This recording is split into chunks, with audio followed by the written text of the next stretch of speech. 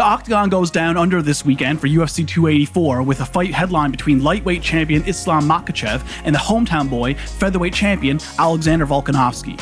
Typically, I'm not a fan of a champion moving up in weight to challenge for the title unless the champion has an extended reign with the title. It's just happened way too much over the years since McGregor made it a thing, and having all these double champion fights detracts from the specialness of them. But at all the times we've seen it happen over the years, if anyone is the most deserving of the opportunity, it's Volkanovski. And frankly, I do really love this fight with him and Islam Makhachev, even if I do think Makhachev's first title defense should be against a lightweight contender. This week, as we head into this fight, I saw a clip of Michael Chiesa stating that if Volkanovski is able to beat Makhachev at 284, that he would consider him the GOAT, the greatest of all time. I really hate to be a negative Nancy about all this, but I feel the need to express how much I just feel like this GOAT talk is total and utter nonsense. Let me be clear, I love Michael Chiesa. Out of all the amazing stories to unfold in the history of TUF, he might have the best and most memorable. He's an exciting fighter with a grappling base, which is really saying a lot. He's a top talent in his division, and he's a great commentator as well. This is not a personal attack, but this GOAT thing is something I really have difficulty hearing people discuss in a serious manner. How can you deem somebody to be the greatest of all time when it changes every other week? How can we say the greatest of all time when in the past 3 years, there have probably been 7 different fighters referred to as the GOAT?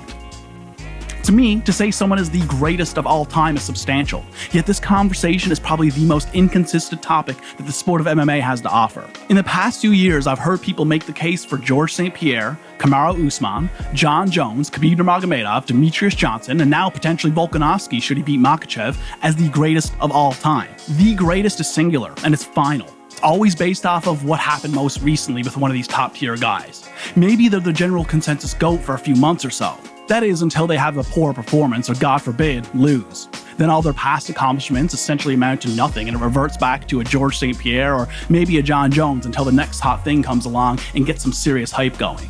So if Volkanovski beats Makhachev this Saturday, is he the GOAT? For me, the answer is simple. No. If he's able to pull off a W in the most talent-rich division in the sport and become a double champ, is he one of the greatest mixed martial artists of all time? I think so. But where do we cap it? How many one of the greatest fighters of all time are there?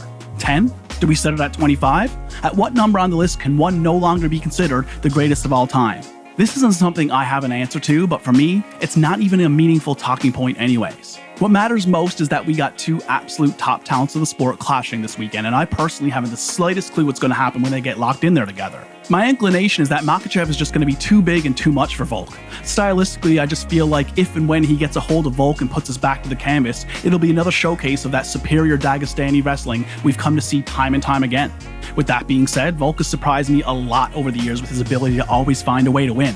When I imagine this fight, I do picture Makhachev controlling Volk on the mat a fair bit, but I could also see the featherweight champion thwarting a lot of the offense coming his way, even when he's being controlled. The man has a penchant for finding his way out of serious submission threats as he showed in the Ortega fight, and he could get 5 opportunities to start the fight off on the feet at the beginning of each round.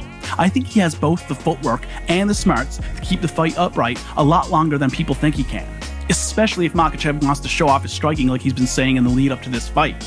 Also, if you take into account the amazing Aussie crowd and the energy that's going to bring the hometown boy headlining the card in this historical event, I think this one has all the makings for being a memorable fight, no matter what the end result may be.